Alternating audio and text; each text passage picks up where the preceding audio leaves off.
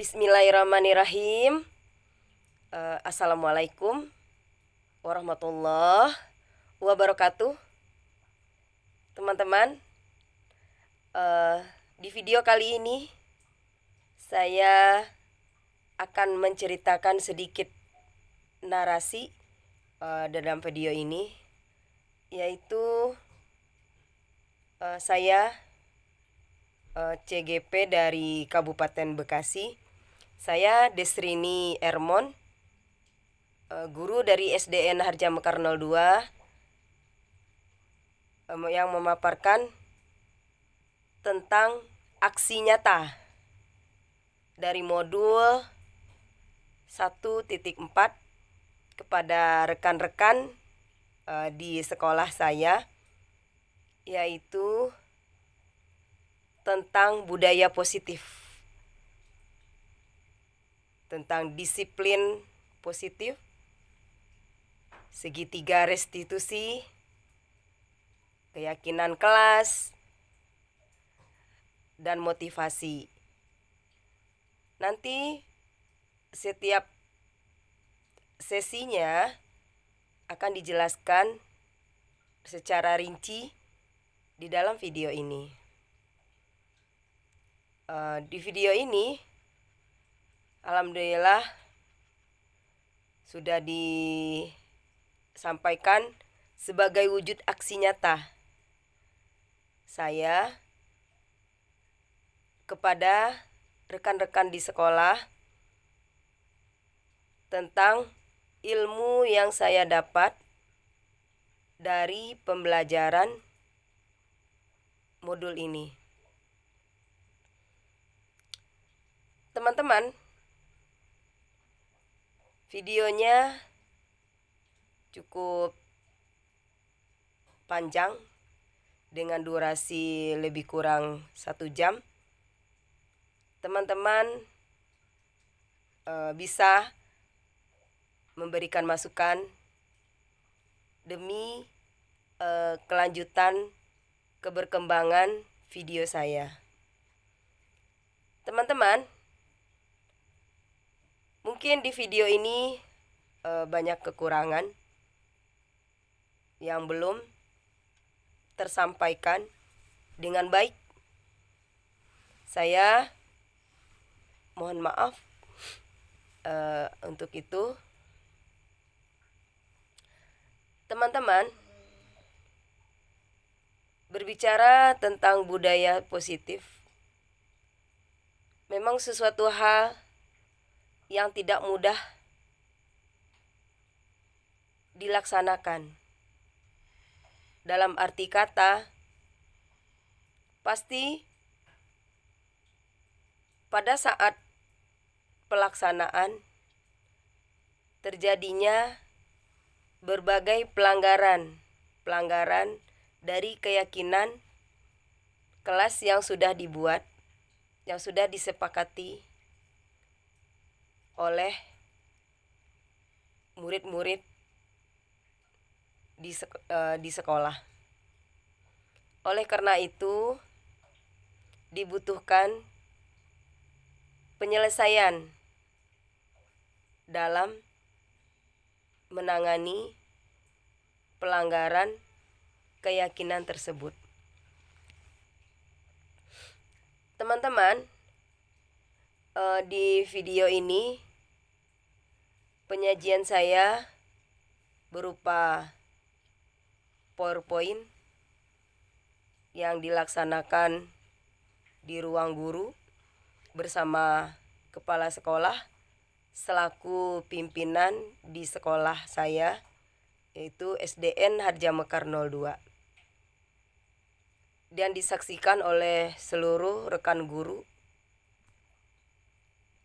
dan alhamdulillah dapat berjalan dengan baik meskipun ada trouble dan kendala di dalam mikrofonnya. Mungkin untuk aksi nyata ke depannya, agar saya persiapkan lagi untuk lebih baik Semoga di video-video selanjutnya menjadi lebih baik dan bermanfaat untuk kita semua. Teman-teman, video ini berisikan berbagai hal yang cukup panjang tentang keyakinan. Agar budaya positif di sekolah dapat berjalan dengan baik, dibutuhkan pembuatan keyakinan kelas. Setiap kelas diharapkan membuat kesepakatan dengan murid, dengan guru, murid dengan guru, tentang keyakinan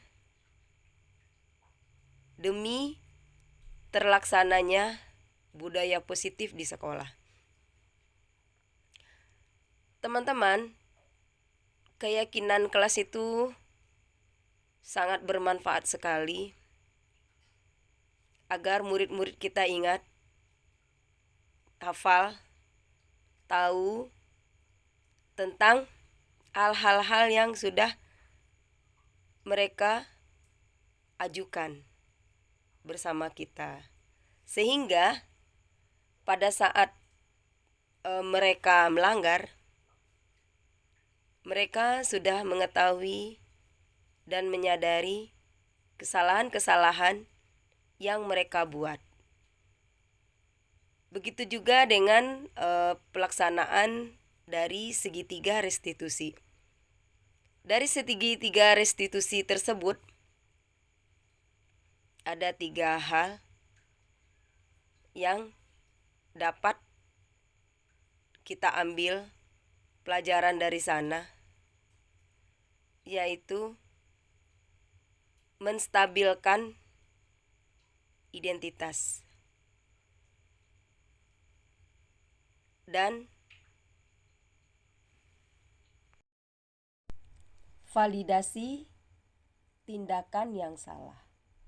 Selanjutnya, menanyakan keyakinan. Dari segitiga restitusi ini, langkah pertama tadi kita harus menstabilkan identitas. Identitas, hal yang bisa kita tanyakan kepada siswa, yaitu setiap orang pasti pernah melakukan kesalahan. Jadi kita membuat anak tersebut bahwa tidak hanya dia yang pernah melakukan kesalahan. Kita buat anak tersebut menyadari kesalahan bisa juga diperbuat oleh orang lain. Yang kedua, validasi tindakan yang salah. Kita bisa menanyakan kepada anak, kamu tentu pun punya alasan mengapa berbuat seperti itu atau seperti ini. Kita bisa menanyakan hal tersebut kepada anak yang mengalami atau yang melakukan pelanggaran, sehingga validasi tadi tindakan yang salah, kita mengingatkan yang mereka perbuat itu adalah salah. Selanjutnya, dari segitiga restitusi tadi, yaitu menanyakan keyakinan. Kita bisa memberikan pengarahan apakah ada keyakinan kelas yang dia langgar. Kita jadi pelanggaran yang mereka lakukan,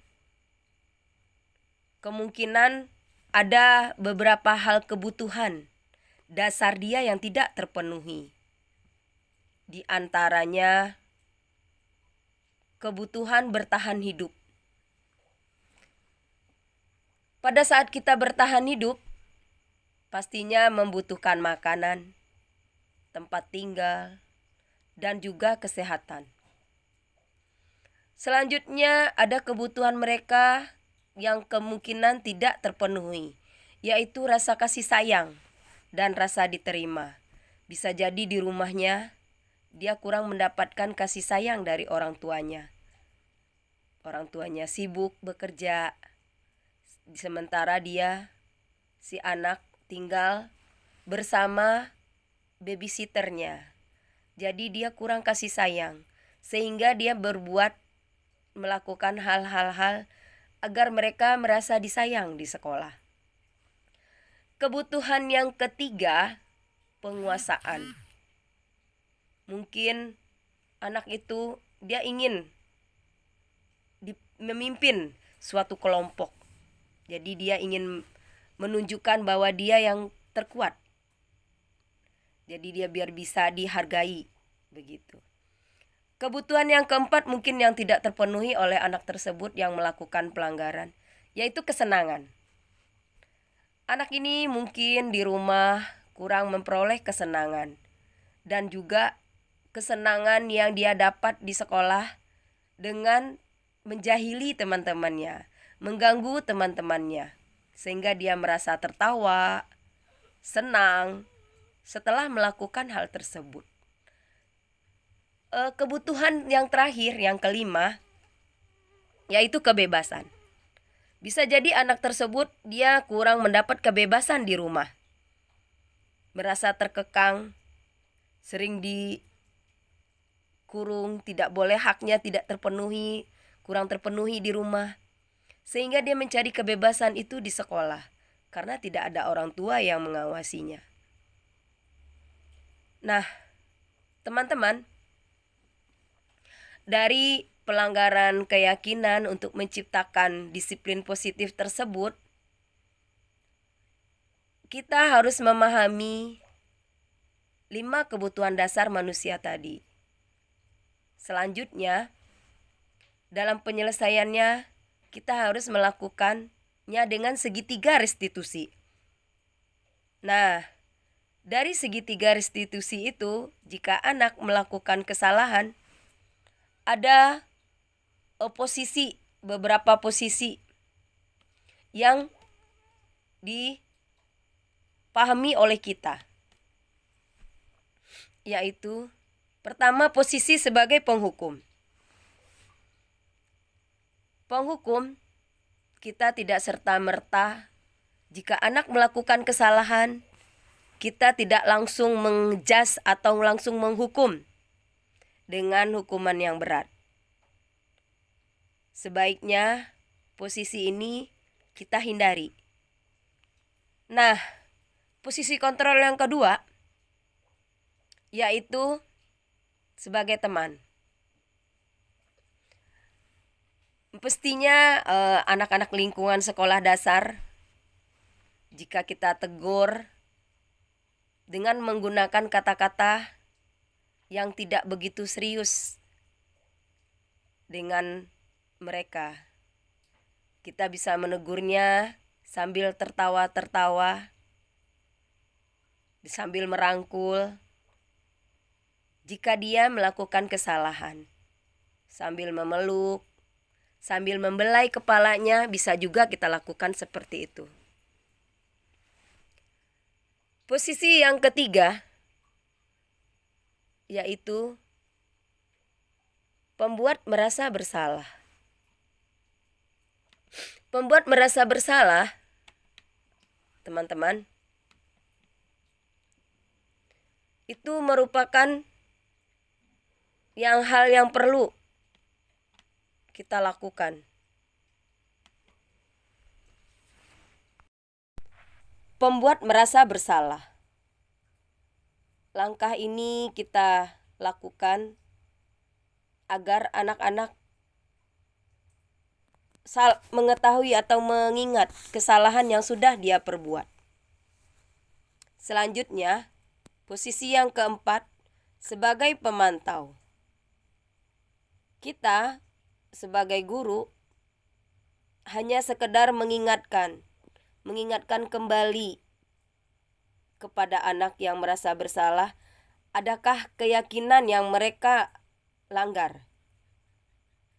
Bisa juga dengan kata-kata, "Ibu tidak mau tahu kamu sudah melanggar peraturan kelas." Misalnya seperti itu. Itu adalah salah satu cara jika kita sebagai pemantau. Posisi kontrol yang kelima yaitu sebagai manajer. Sebagai manajer, posisi yang bagus sekali kita berikan kepada anak karena kita membuat anak tersebut menyadari kesalahan-kesalahan yang dia perbuat. Kita mengembalikan lagi kepada anak tersebut apa yang mereka lakukan jika dia melanggar keyakinan. Nah, teman-teman, terakhir, untuk kedepannya, agar budaya positif kita terwujud di sekolah, dibutuhkanlah motivasi.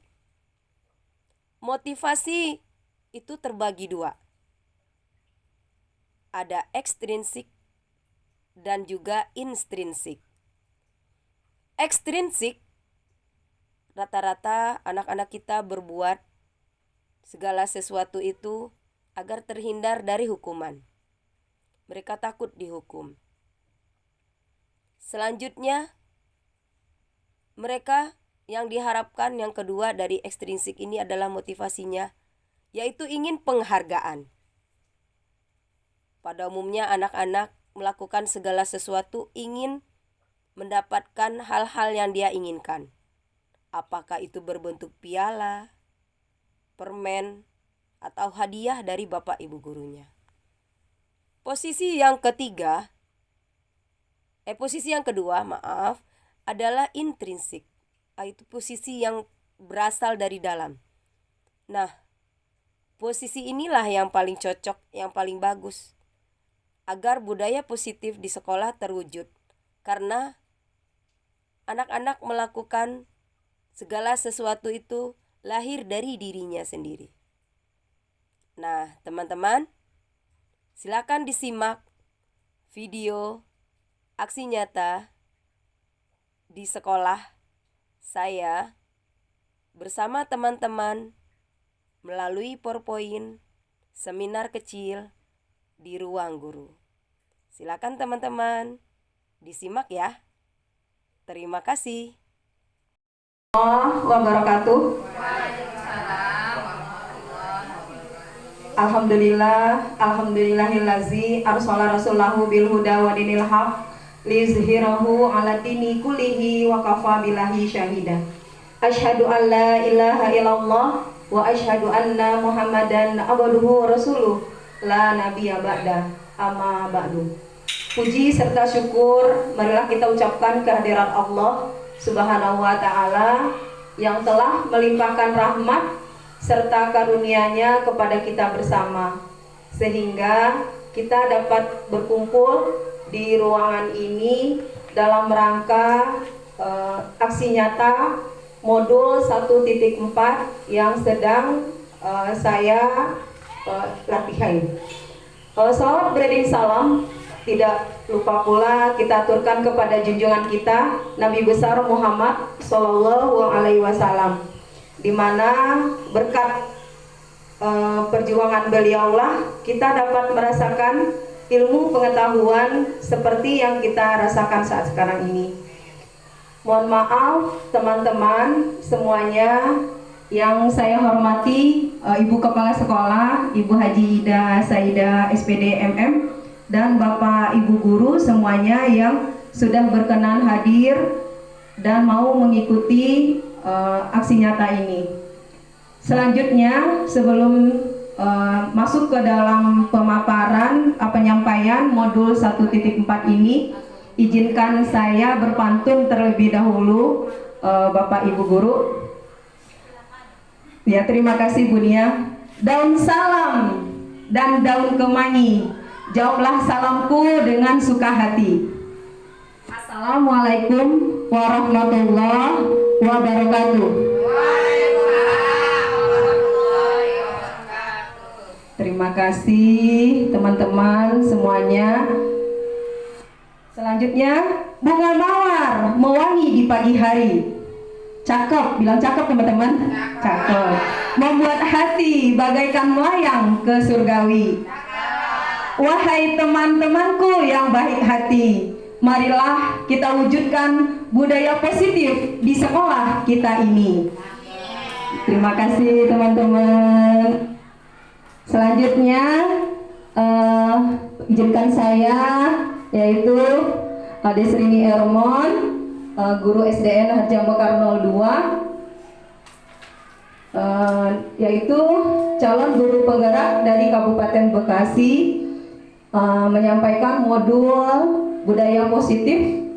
Pengembangnya yaitu Ibu Andri Nurahyani SPD MS Diah Samsiati Rajasa dan Ibu Murti Ayu Wijayanti MPD. Sebelum masuk ke modul ini, marilah kita dengarkan instrumen ini terlebih dahulu untuk pikiran kita biar menyatu di ruangan ini. Teman-teman boleh sambil pegang benda apa saja yang ada di depan. Silakan pegang satu benda yang teman-teman sambil menikmati dan merasakan benda apa yang teman-teman pegang dan hayati dengan instrumen ini. Sambil nanti salah satu teman diminta untuk menceritakan, merefleksikan benda apa yang dipegang dan manfaatnya. Instrumennya silakan, volumenya bisa dikencangin.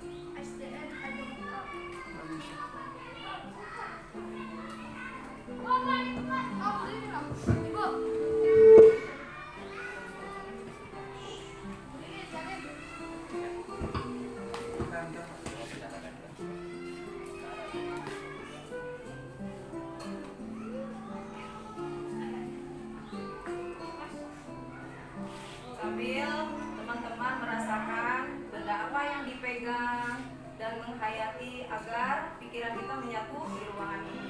Lupakan dulu sejenak yang ada di luar.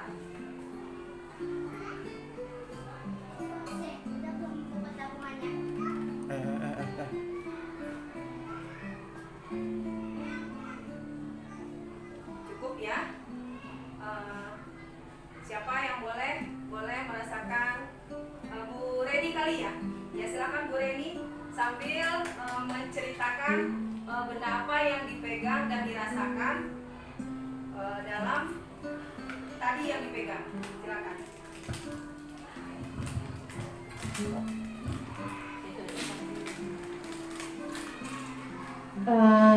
Benda yang saya pegang ini gelas, kemudian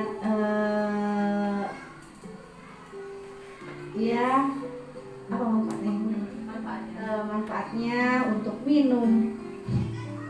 Terus apa ya? Jika kita haus, apa ya? Itu aja. Iya, itu aja ya. Terima kasih Bu Reni. Kenapa kalau ini ngomong kita gitu? Terima kasih Bu Reni yang telah memberikan manfaatnya. Bu Reni tadi dia memegang sebuah gelas yang berisi air. Katanya manfaatnya untuk melepaskan haus gelasnya yang berisi air tersebut. Ya, terima kasih. Selanjutnya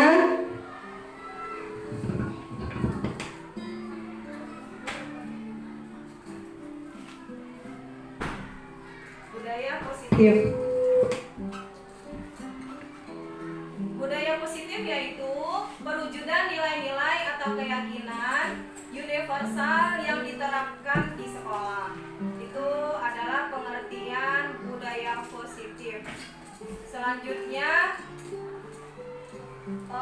perubahan paradigma belajar. Perubahan paradigma belajar pertama yaitu tentang disiplin positif. Nanti di dalam modul ini yang dibahas tentang diantaranya seperti ini. Selanjutnya tentang motivasi perilaku manusia. Kemudian kebutuhan dasar. Selanjutnya posisi kontrol restitusi.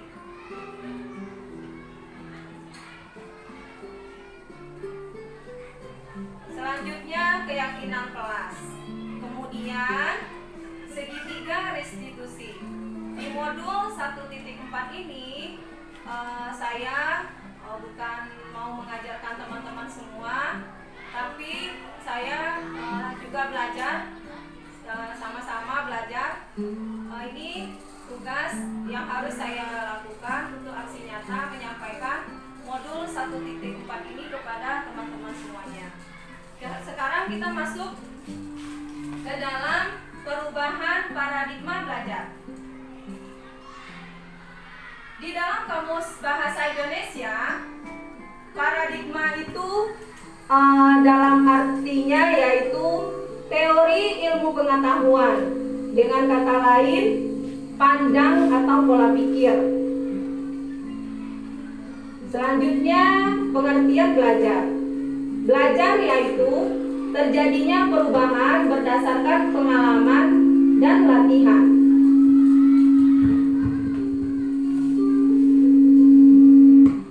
Pembelajaran dapat dilakukan yang sudah kita pelajari, yang sudah kita alami 2 tahun belakang, yaitu secara daring atau online dengan menggunakan aplikasi rumah belajar, juga dengan grup WhatsApp, selanjutnya dengan Google Meet.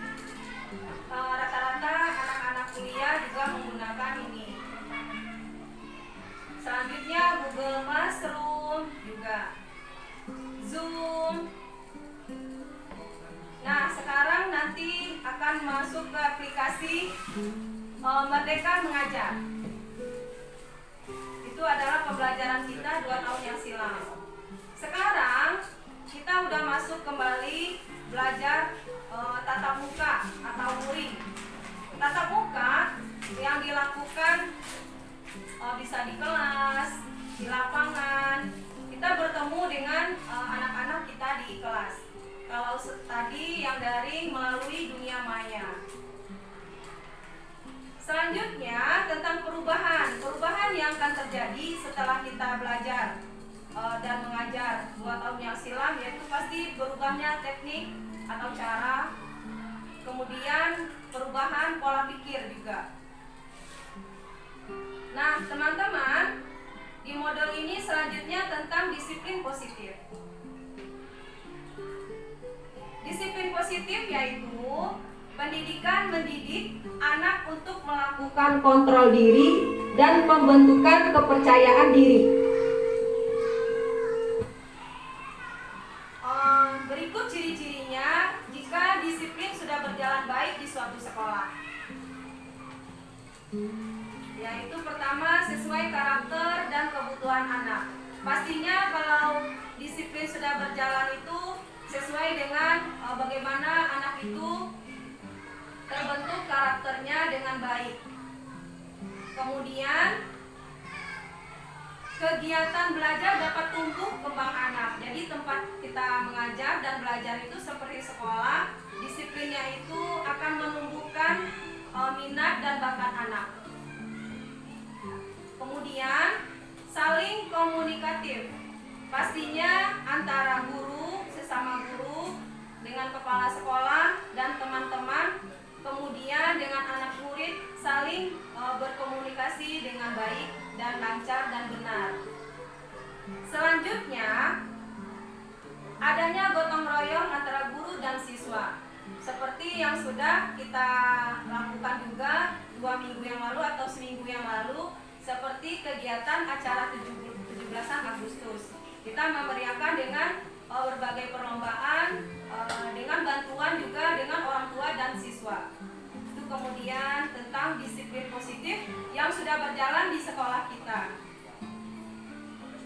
Kemudian di modul ini selanjutnya tentang motivasi perilaku manusia. Motivasi kalau menurut Kamus Besar Bahasa Indonesia yaitu dorongan yang timbul pada diri seseorang secara sadar atau tidak sadar untuk melakukan suatu tindakan dengan tujuan tertentu.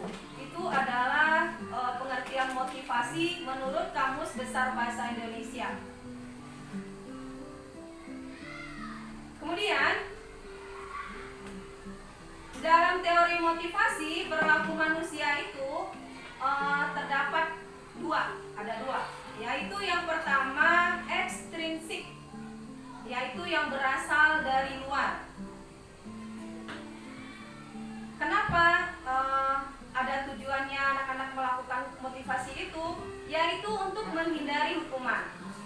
Pada umumnya anak-anak kita berbuat segala sesuatu untuk disiplin positif itu takut dengan hukuman yang diberikan oleh bapak ibu gurunya. Kemudian untuk mendapatkan imbalan, pada umumnya juga anak-anak sekolah kita juga ingin mendapatkan hadiah dari bapak ibu gurunya.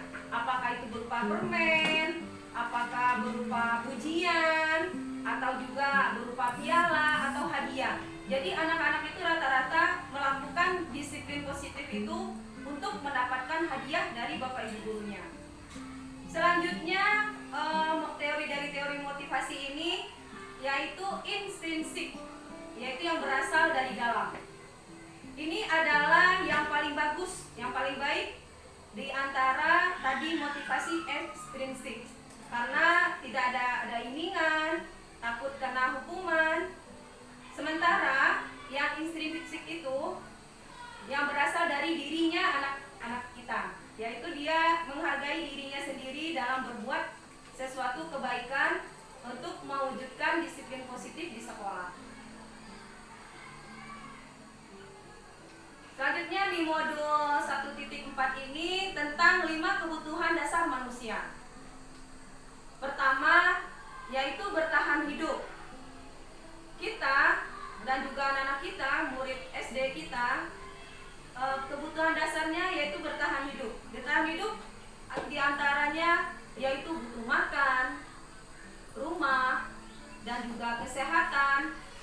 Itulah diantaranya anak-anak kita kebutuhan hidupnya.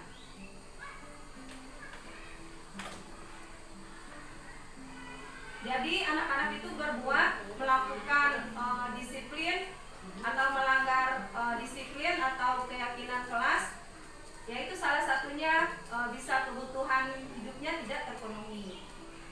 Kemudian yang kedua yaitu kasih sayang dan rasa diterima. Anak-anak pada umumnya ingin mencari perhatian kita sebagai bapak ibu gurunya, pengen diterima, pengen disayangi dalam melakukan disiplin positif tadi. Yaitu tadi mencari perhatian. Dia berbuat melanggar aturan, melanggar disiplin dengan mencari perhatian bapak ibu gurunya. Yang ketiga, kebutuhan dasarnya yaitu penguasaan. Penguasaan di sini yaitu dia ingin jadi pemimpin.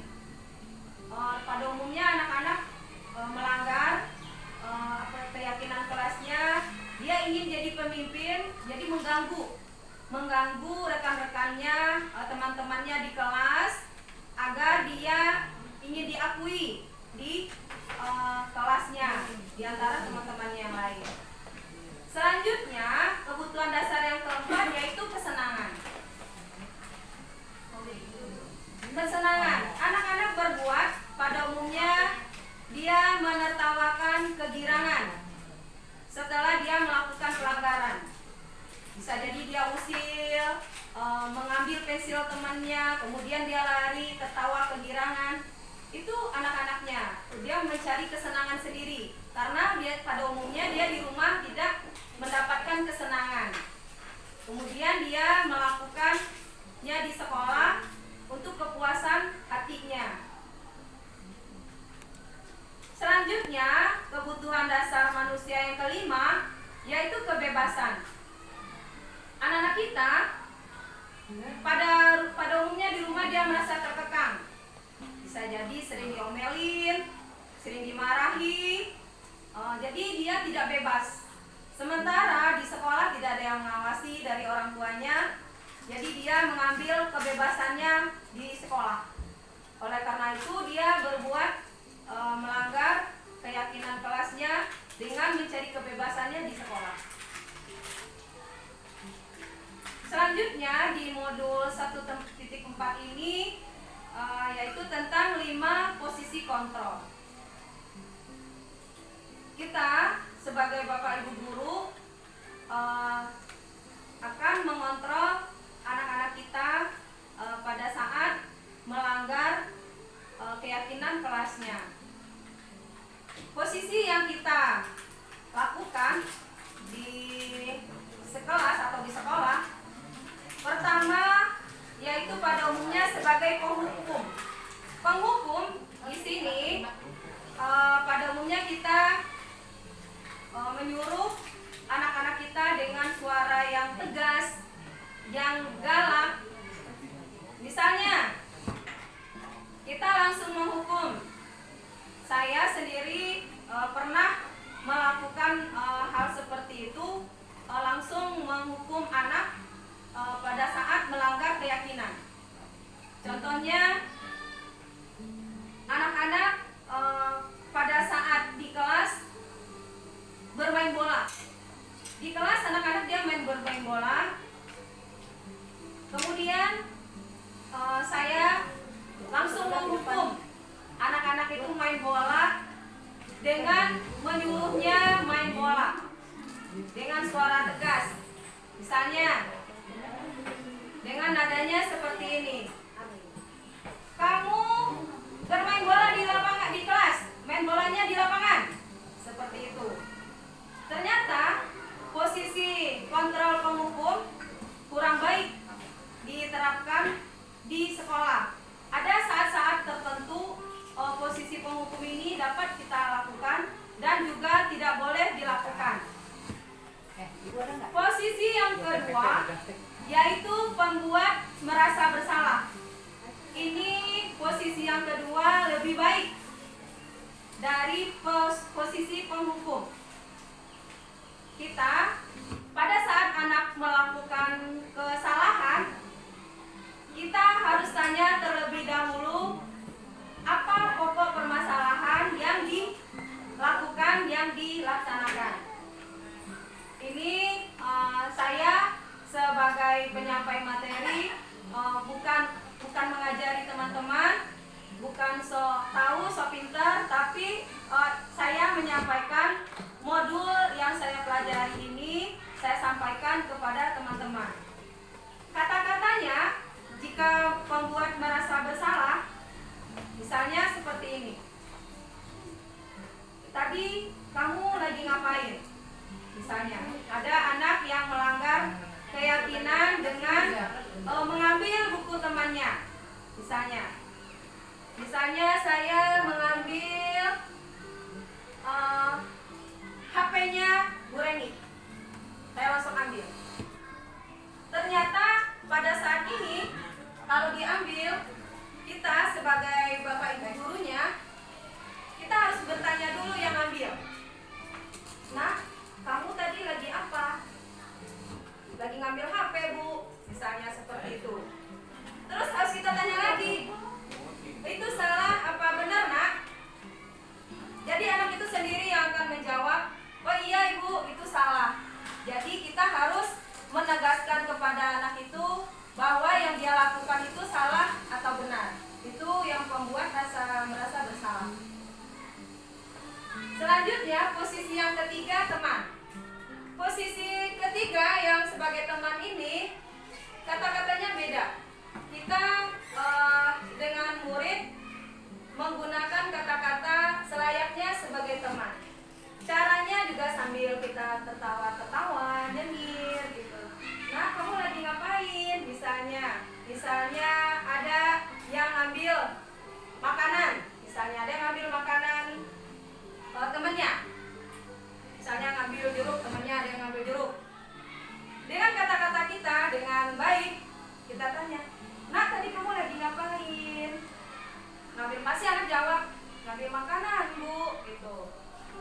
Ini kata-kata kita kepada teman, kepada anak murid kita, itu boleh nggak, Nak? Sambil kita nyengir bahasanya. Itu boleh nggak, Nak, yang kita lakukan seperti itu? Kita anggap dia sebagai teman kita. Gitu. Kalau sebagai posisi sebagai teman. Selanjutnya, posisi yang keempat yaitu pemantau.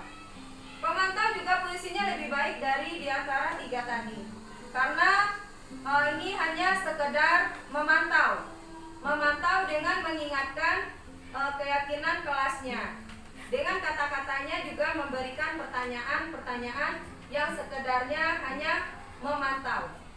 Misalnya ada anak yang tidak memakai sepatu berwarna hitam. Kita bertanya, misalnya si Doni tidak memakai sepatu yang berwarna hitam. Otomatis kita memanggil anak tersebut, misalnya, "Doni, kesini." "Ya, Bu." Pasti anak menjawab, "Ya, Bu." "Kamu kenapa sepatunya tidak berwarna hitam?" Beda pertanyaan tadi, bertanya dengan posisi yang tiga tadi dengan pemantau. "Ya, Bu, sepatu saya basah." Misalnya, "Kamu tahu nggak keyakinan kelas?" "Tahu, Bu." "Ibu nggak mau tahu? Kan ada keyakinan kelas kita, yaitu memakai sepatu berwarna hitam." Pasti anak menjawab, "Iya, Bu." Karena pemantau itu hanya mengingatkan aturan di kelasnya. Dengan memberikan pertanyaannya juga beda, agak tegas, beda dengan yang lain tadi. Selanjutnya, pemantau itu mengingatkan keyakinan kelas yang sudah disepakati di kelas. Selanjutnya, posisi manajer. Posisi manajer ini seperti posisi kepala sekolah. Jadi dia menengahkan atau mencerahkan kesalahan atau kasus dengan mencarikan solusinya kembali lagi ke anak itu tersebut dengan kesalahan yang dia perbuat. Jadi anak itu tersebut lagi yang mencari solusinya, diserahkan kepada guru dan juga anak kelas tersebut. Itu manajer. Posisi yang baik itu adalah yang manajer sama pemantau. Untuk menyelesaikan kasus-kasus yang menyalahi pelanggaran disiplin sekolah, yaitu dengan menggunakan segitiga restitusi dan teori kontrol. Nanti dijelaskan apa itu restitusi di slide sebelumnya, nanti setelahnya. Segitiga restitusi, langkah pertama yaitu tadi kita menstabilkan identitas. Jadi kita tanyakan pokok permasalahan yang anak-anak kita langgar. Ya, kita melakukan hal yang terbaik yang bisa kita lakukan. Kita tanyakan, apa nih untuk jalan keluarnya, gitu. Kita menanyakan kepada anak, itu menstabilkan. Misalnya ada anak yang lagi bertengkar, kita menceraikan atau menjelaskan posisi kesalahannya. Selanjutnya, validasi tindakan yang salah. Jadi kita sebagai bapak ibu guru mengingatkan ke anak kita yang melakukan yang melanggar keyakinan dengan, "Nah, tadi kesalahannya apa?" gitu. Perbuatan anak ibu itu salah apa tidak? Gitu. Jadi kita mencerahkan dengan menjelaskan tindakan yang salah. Yaitu semua perilaku itu pasti mereka memiliki alasan. Tadi ada dia ingin kesenangan, ada untuk menjadi dihargai di kelompoknya, ada juga dia pengen jadi pemimpin, itu tadi. Pasti dia memiliki alasan. Dari sini validasi tindakan yang salah. Selanjutnya di segitiga restitusi menanyakan keyakinan, yaitu kita di kelas membuat keyakinan kelas antara kita dengan murid. Beda dengan peraturan. Kalau keyakinan mereka melakukan hal-hal itu dengan positif, dengan kalimat-kalimat yang positif. Kita ganti dengan kata jangan, tidak menggunakan kata jangan. Ini keyakinan kelas ini berjalan dengan baik jika anak-anak kita mendapatkan atau melakukannya motivasinya secara internal, yaitu dari dalam dirinya anak didik kita. Ini teman-teman tentang tadi segitiga restitusi, yaitu ini menurut para ahli yang menceritakan tentang pengertian segitiga restitusi, yaitu proses menciptakan kondisi bagi murid untuk memperbaiki kesalahan mereka sehingga mereka tidak kembali pada kelompok mereka dengan karakter yang lebih kuat. Ini gambarnya segitiga restitusi teman-teman di modul 1.4 yang saya pelajari, yaitu pertama tadi menstabilkan identitas.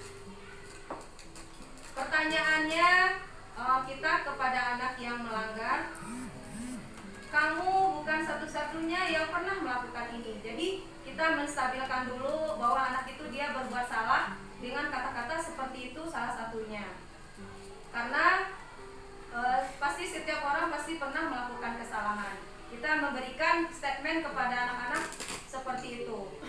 Selanjutnya ke validasi tindakan yang salah, yang tadi langkah yang kedua, yaitu dengan kita memberikan kalimat-kalimat, kamu tentu punya alasan mengapa melakukan itu. Nah, kata-katanya seperti itu salah satunya. Tadi validasi tindakan yang salah. Kemudian, adakah cara yang lebih efektif untuk mendapatkan apa yang kamu butuhkan? Adakah cara lain?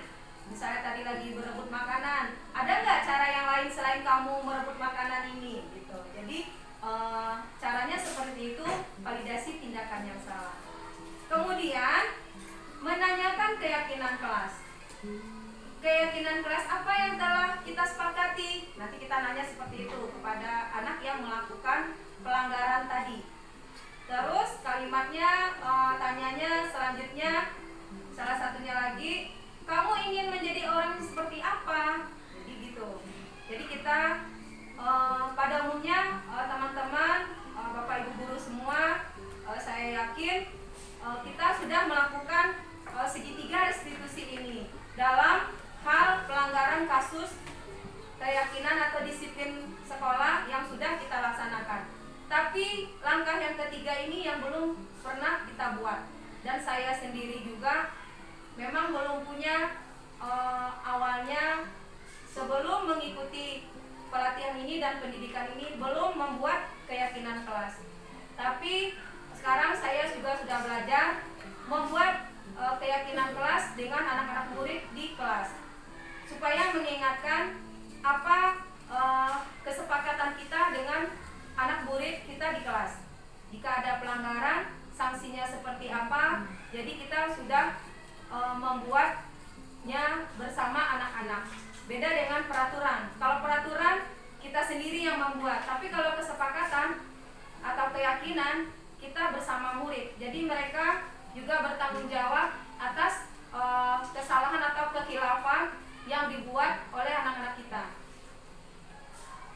Selanjutnya di modul ini memberikan pengetahuan juga kepada saya dan juga disuruh aksi nyata menyampaikan kepada teman-teman, yaitu tadi tentang keyakinan kelas. Keyakinan kelas itu yaitu nilai kebajikan universal yang disepakati secara tersirat dan tersurat lepas dari latar belakang suku, negara, bahasa, maupun agama. Itu keyakinan kelas. Beda dengan peraturan kelas. Ya. Selanjutnya, langkah-langkah atau prosedur yang dibuat pada saat kita membuat keyakinan kelas, yaitu pertama, murid kita biarkan untuk mengemukakan pendapatnya. Kita biarkan anak murid satu persatu, apa nih keyakinan kelas kita untuk kelas 5A ini gitu. Jadi keyakinan kelas itu kita tanyakan kepada anak-anak murid kita apa gitu yang harus kita buat nih keyakinannya. Kemudian kita bisa memberikan kertas selembar kecil untuk anak-anak mencatat semua masukan dari murid. Jadi anak itu biar salah satunya, Bu, boleh gak Bu misalnya saling kerjasama gitu. Boleh, karena dari anak itu tersebut yang mengungkapkannya. Kemudian menyusun sesuai keyakinan kelas dengan kalimat yang positif. Misalnya pada umumnya jangan membuang sampah sembarangan, misalnya begitu. Kata-kata negatifnya kita ganti dengan kata-kata positif. Menjaga kebersihan kelas dan sekolah. Jadi kita ganti kata-katanya, kita memberitahukan kepada anak-anak kata-katanya kita ganti ya dengan menjaga kebersihan kelas dan sekolah. Tadi jangan membuang sampah sembarangan, kita ganti dengan kalimat yang lebih positif. Kemudian kita meninjau ulang keyakinan kelas yang sudah kita kesepakati dengan murid-murid kita. Apakah itu cocok atau tidak? Kesepakatan kelas tidak usah banyak-banyak agar anak-anak kita di sekolah ingat keyakinan kelas apa saja yang sudah kita sepakati dengan mereka. Nanti mereka juga paham karena itu adalah ungkapan pendapat dari mereka sendiri, anak-anak kita, bukan dari kita. Jadi insya Allah disiplin kelas sekolah dapat berjalan dengan lancar jika kita membuat kesepakatan dengan anak-anak kita. Anak-anak kita pada umumnya senang dengan kesepakatan. Kemudian kesepakatan kelas itu kita tempel di dinding biar anak-anak itu baca. Apa nih kesepakatan yang udah ada di kelas. Jadi mereka biar tahu. Nanti kalau lupa, coba lihat kesepakatan di kelas yang kamu langgar apa, kayak gitu. Jadi itu gunanya keyakinan kelas.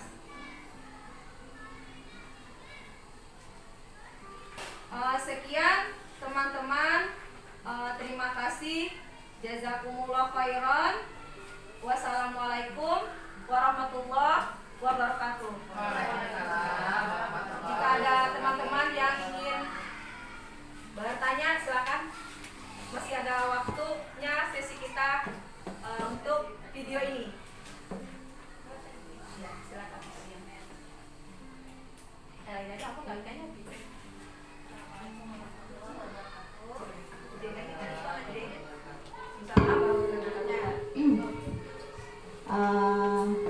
Mohon maaf ya Bu Rini, jadi dari yang saya tanggap dari yang penyampaian Bu Rini tadi,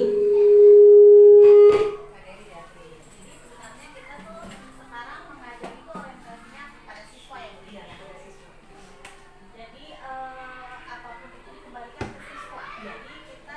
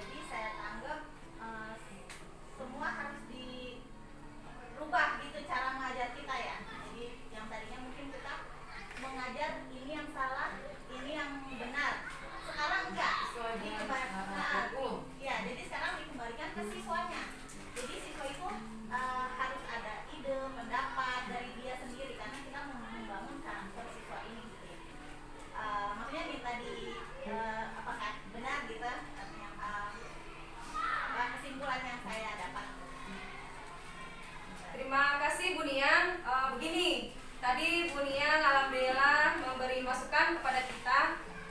Nanti kedepannya pemerintah juga akan merencanakan kurikulum Merdeka Mengajar dan Merdeka Belajar. Benar sekali yang dikatakan Bu Nia, alhamdulillah gitu. Bu Nianya tanggap dan cepat sekali menangkapnya. Memang segala sesuatu itu kita pulangkan kepada murid. Jadi kita nggak berhak ini sesuai juga dengan modul yang sudah dipelajari di modul 1 ini tentang pendidikan Ki Hajar Dewantara. Karena apa? Pendidikan Ki Hajar Dewantara yang saya pelajari, saya juga belajar bukan menggurui teman-teman, saya juga namanya juga belajar, juga tahu dari modul yang saya pelajari. Karena kita mengajar itu salah satunya yaitu kita harus berpihak kepada murid. Kita membuat murid itu senang dan bahagia. Dengan cara apa? Boleh tadi jika mereka melakukan kesalahan, kita pulangin lagi ke mereka seperti kesepakatan yang ada di kelas yang kita buat keyakinan dengan mereka, dengan anak-anak kita. Nanti anak-anak tahu sendiri, oh iya, itu kan kesepakatan saya, kenapa saya harus melanggar? Karena saya sendiri yang mengungkapkan. Benar sekali yang dikatakan Bu Nia itu, bagus banget gitu. Di kurikulum ini juga Bapak Ki Hajar Dewantara ya, Bapak pendidikan kita yang saya baca memang banyak, modulnya banyak. Sekarang udah modul 1.4, yaitu tadi salah satunya tadi membuat murid bahagia, selamat dan bahagia dan bermakna.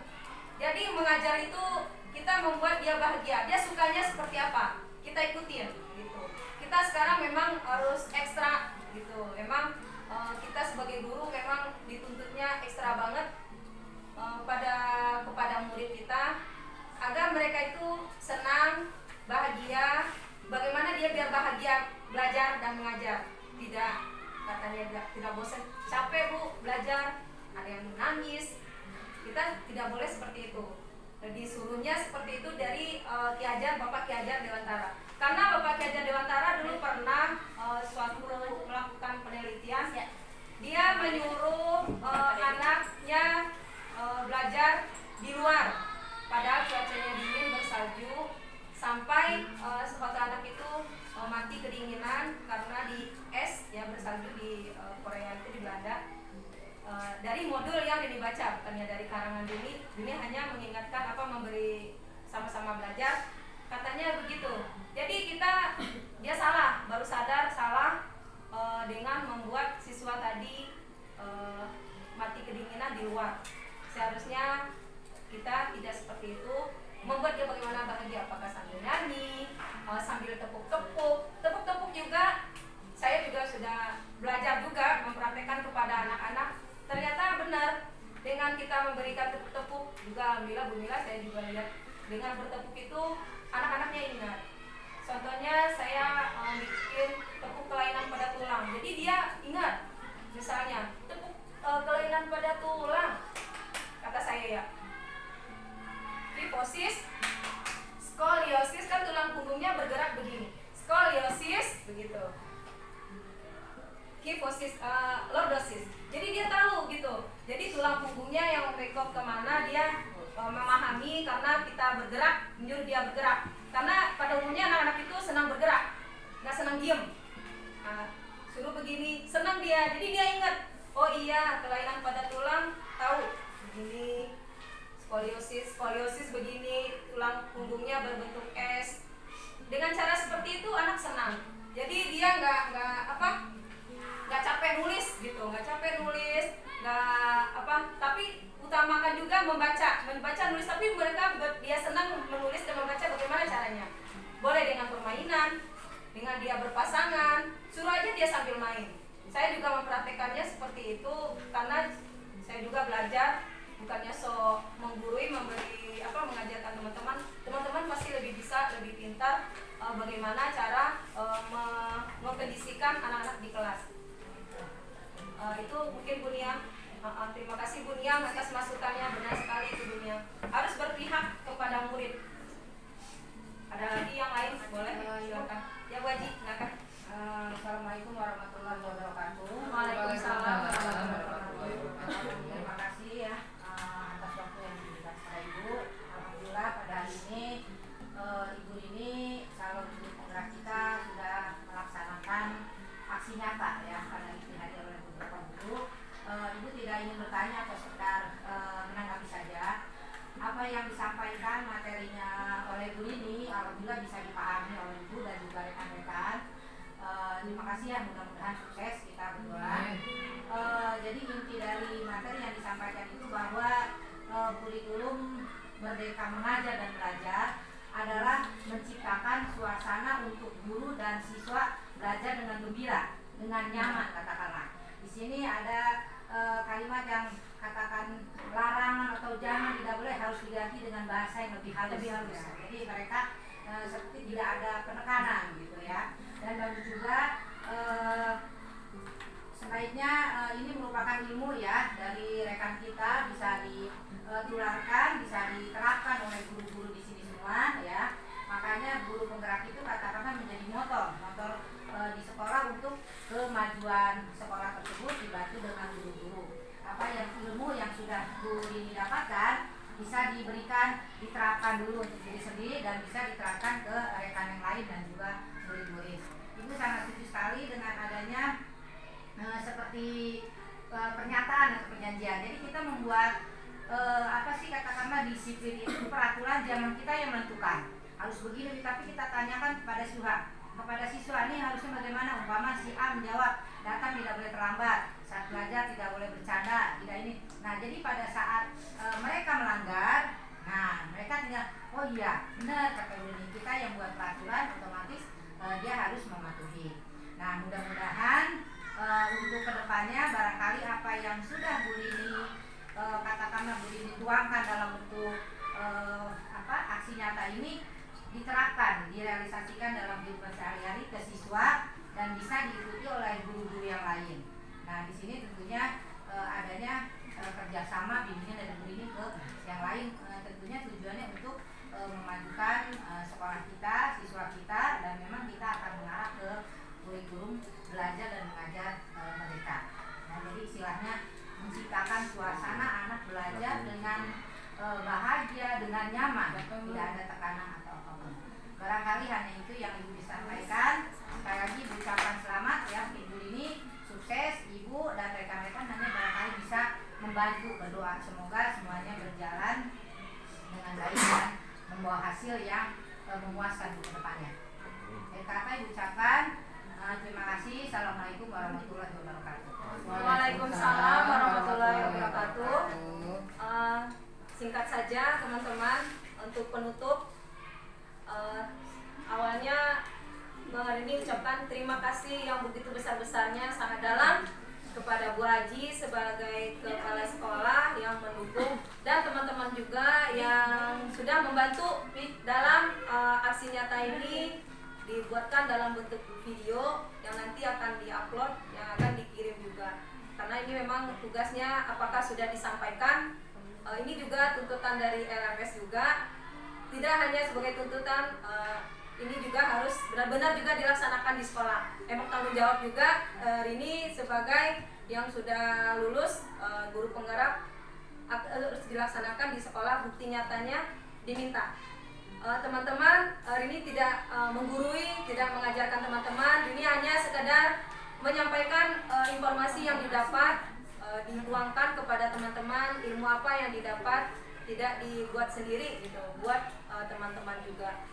Itu saja sih teman-teman, sedikit tentang modul 1.4 ini. Langkahnya tadi salah satunya kita memang harus membuat keyakinan kelas, kita harus membuat kesepakatan di kelas. Insya Allah nanti kedepannya lingkungan disiplin positif di sekolah dan di kelas kita tercipta dengan aman dan tertib, dengan pandangan dan motivasi kita hanya sebagai mendorong, pemantau teman anak-anak murid kita belajar. Itu aja anak-anak, teman-teman. Akhir kata, wabillahi taufiq wal hidayah. Assalamualaikum warahmatullahi wabarakatuh. Waalaikumsalam warahmatullahi wabarakatuh.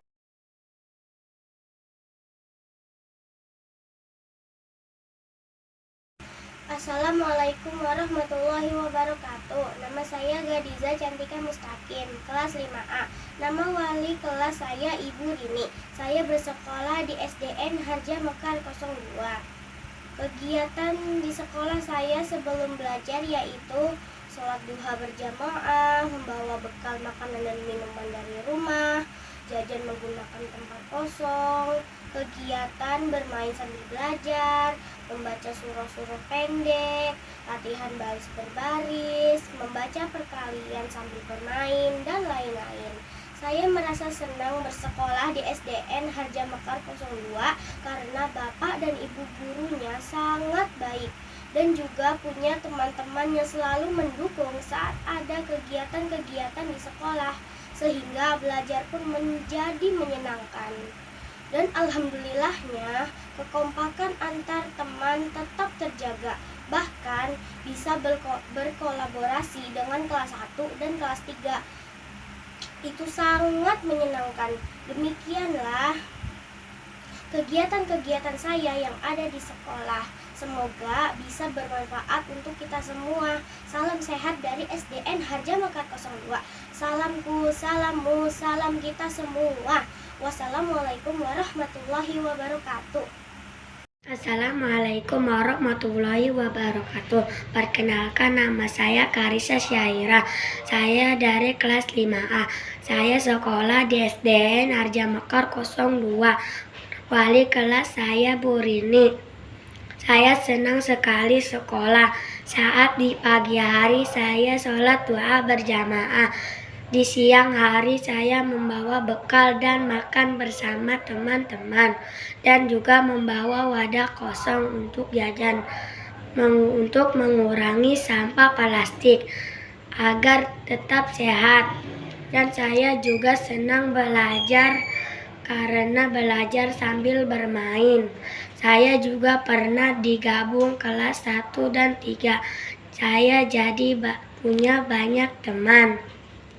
Saya juga belajar membaca perkalian baris berbaris. Sekian. Assalamualaikum warahmatullahi wabarakatuh.